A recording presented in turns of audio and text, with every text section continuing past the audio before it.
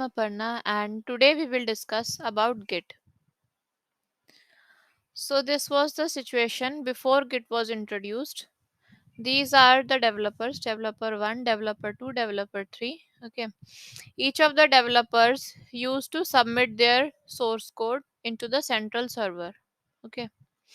Developer 1 will submit the code to the central server, like the developer 2 will also submit his or her code to the central server, and so on. Okay.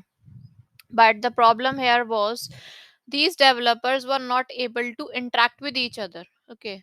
That means developer 1 did not know what are the changes that are done by the developer 2 and developer 3. Okay. And they also didn't have the source code on their local machine. That means the code that is saved on the central server, the copy of that code was not saved on the developer's local machines also. Okay. So these were the problems before Git was introduced. After Git was introduced, the developers were able to interact with each other, and Git was like a distributed server for them. And developer 1 knows what are the changes that are done by the developer 2 and the developer 3. Okay, each of the developers know what are the changes done by the other developers, and all the developers are able to work on different tasks simultaneously. That means developer 1 is working on Java, developer 2 is working on Python, developer 3 is working on MySQL. All are working at the same time on different tasks and different technologies. Okay.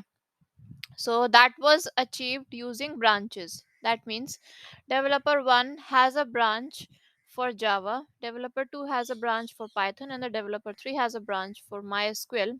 And after their work is done, after the developer 1 has done his task, then the branch of the developer 1 is merged into the master branch.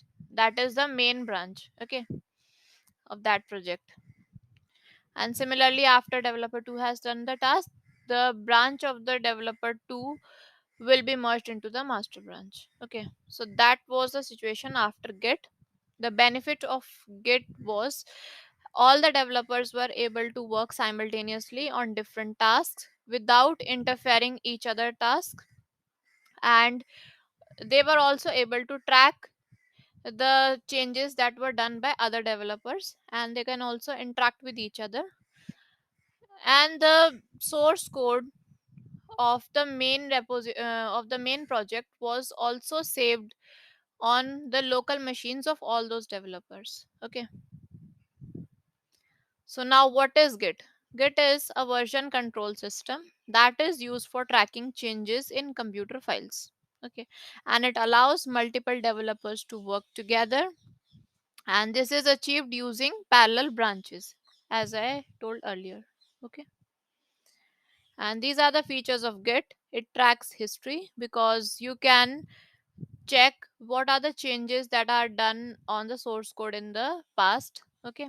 And it is free and open source. That means it is free of cost, available and publicly accessible to all, and anyone can make changes to it. Okay. And supports non-linear development and parallel development, and creates backups. Backups are created because each developer will have the source code on their local. Okay.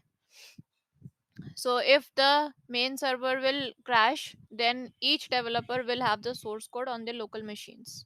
Okay. And Git is scalable because you can add as many developers and as many branches you want without changing the main or the master branch. Okay. Without affecting the master branch, you can add as many branches and as many developers you want. And it supports collaboration, and branching is easier, and distributed development. Okay. So this was all about Git. Thank you. Bye bye.